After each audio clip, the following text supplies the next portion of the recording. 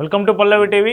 NIA మరొక పెద్ద కుట్రను భగ్నం చేసిందని చెప్పవచ్చు. దేశంలో దేశ రాజధాని ఢిల్లీలో బాంబులకు కుట్ర చేసింది. ఐఎస్ఐ కుట్రను భగ్నం చేసింది ఢిల్లీ స్పెషల్ సెల్ ఆధ్వర్యంలో స్పెషల్ పోలీసులు భగ్నం చేశారు. దాదాపు 6 అనుమానితులను అదుపులోకి తీసుకొని వాళ్ళను విచారిస్తూ ఉన్నారు. సో ఇదంతా ఎట్లా జరుగుతూ ఉంది, స్పెషల్ సెల్ ఎట్లా వాళ్ళని అనుమానితులను పట్టుకుంది, పెట్రోల్ బాంబులతో దాడి చేయాలనే కుట్ర ఎట్లా బయటకు వచ్చింది అనేది ఈ వీడియోలో చూద్దాం.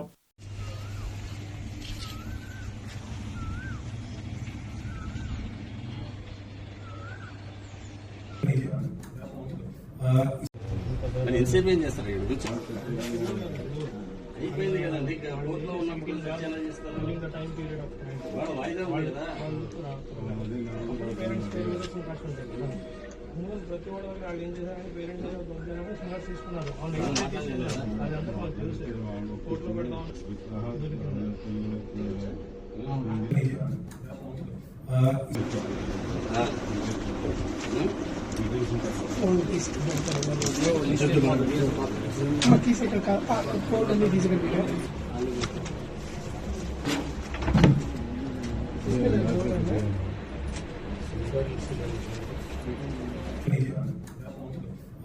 సో ఈ ఫోటోలు కనిపిస్తున్న వీని పేరు షహబాజ్ భట్టి. వీడు పాకిస్తాన్ ఇన్ఫ్లుయెన్సర్. వీడు పుట్టింది లాహోర్లో, ప్రస్తుతం ఉంటున్నది సౌదీ అరేబియాలో. సో దుబాయ్, సౌదీ అరేబియా, పాకిస్తాన్కు ఈ 3 చోట్లకి తిరుగుతూ ఉంటాడు వీడు రెగ్యులర్గా.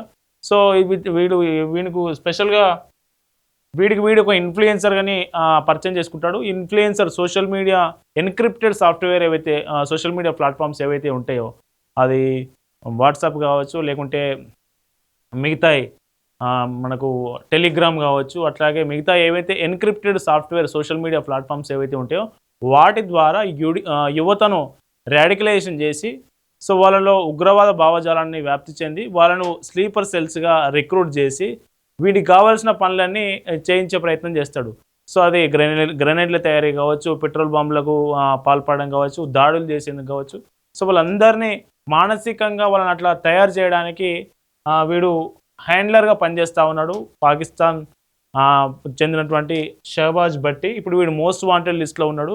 సో ఎప్పుడైతే ఎన్ఐఏ వీడి మీద స్పెషల్ ఫోకస్ పెట్టిందో, వీడు ఇన్ఫ్లుయెన్సర్ అనే పేరుతోని ఐఎస్ఐతో సంబంధాలు, అట్లాగే టీటీహెచ్ తెహ్రీకి తాలిబాన్ హిందుస్థాన్ ఏదైతే ఉగ్రవాద సంస్థ ఉందో ఆ సంస్థ నుంచి ఆర్థికపరమైన నిధులు పొందుతూ, సో ఐఎస్ఐతో సంబంధాలు కొనసాగిస్తూ ఎవరైతే ఇన్ఫ్లుయెన్సర్ని అట్రాక్ట్ చేయడం, ఇట్లా సోషల్ మీడియా ద్వారా యువతను అట్రాక్ట్ చేసి రాడికలైజేషన్గా మార్చి వాళ్ళతో దాడులు చేసే ప్రయత్నం చేస్తూ ఉన్నాడు వీడు.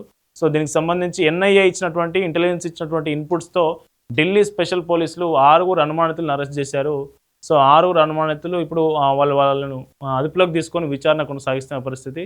సో ఇదే సమయంలో దేశవ్యాప్తంగా ఎన్ఐఏ దాదాపు 20 ప్రాంతాల్లో, 10 రాష్ట్రాల్లో 20 ప్రాంతాల్లో ఈరోజు ఏకకాలంలో సోదాలు నిర్వహిస్తూ ఉంది.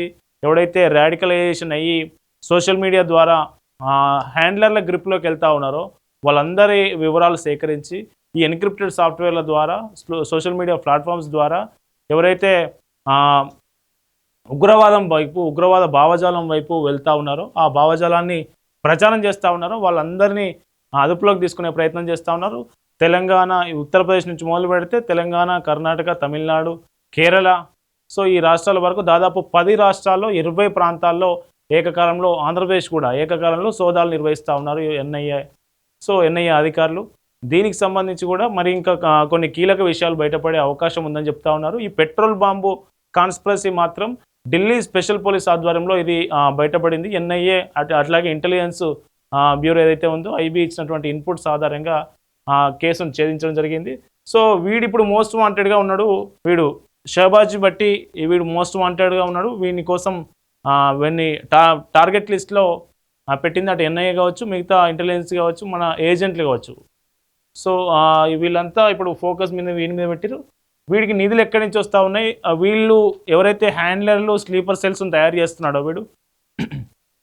వాడు చెప్పింది చేసేటట్టు ఇక్కడ ఎవరైతే హిందుస్థాన్లో తయారవుతూ ఉన్నారో వాళ్లకు ఫండ్స్ ఎట్లా వస్తూ ఉన్నాయి, వీళ్ళు ఏమీ ఇవ్వకుండానే వీళ్ళు రాడికలైజ్ అవుతూ ఉన్నారా, లేకుంటే వీళ్ళకు ఏదైనా ఎక్విప్మెంట్ తయారు చేసుకోవాలన్నా కానీ దానికి సంబంధించినటువంటి కొంత ఆర్థిక వెసులుబాటు కావాలి కాబట్టి అవన్నీ ఎక్కడి నుంచి వస్తూ ఉన్నాయి అనే దాని మీదనే ఎన్ఐఏ ఫోకస్ పెట్టింది.